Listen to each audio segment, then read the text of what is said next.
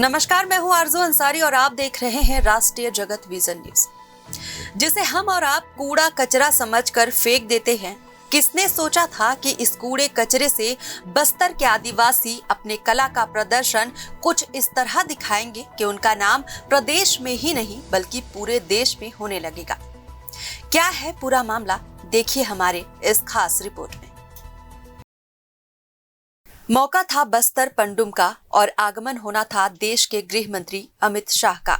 तो इस मौके को भव्य बनाने के लिए प्रदेश की भाजपा सरकार कोई कसर नहीं छोड़ रही है। इसी कड़ी में बस्तर के आदिवासी की कला की एक झलक सामने आई है। बस्तर पंडुम अंदरूनी इलाकों के कलाकारों के लिए बेहतरीन प्लेटफॉर्म बन रहा है। बस्तर के एक 60 वर्षीय बुजुर्ग कलाकार ने लोहे, छर्रे, साइकिल की चेन, नट बोल्ट जैसी वेस्ट मटेरियल की मदद से माँ बेटी की मूर्ति बना डाली। करीब 3 महीने की कड़ी मेहनत से बुजुर्ग ने इन मूर्तियों को बनाया है। 5 अप्रैल को बस्तर पंडुम के समापन कार्यक्रम में अमित शाह शिरकत करेंगे। ऐसे में इस बुजुर्ग कलाकार की चाहत है कि वह शाह को अपनी कला के बारे में बता सके। 60 साल के इस कलाकार का नाम लुंदू बघेल है।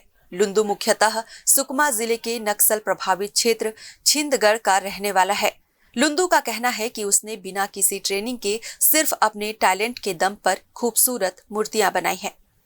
लुंदू ने बताया कि साइकिल की खराब चैन, लोहे के छर्रे, नट बोल्ट जैसे सामान जो दुकान संचालक के लिए बेकार थे, जिसे दुकान संचालक फेंक रहे थे, लुंदू ने इन सामानों को इकट्ठा किया और इसकी मदद से ही खूबसूरत मूर्तियों को बना डाला।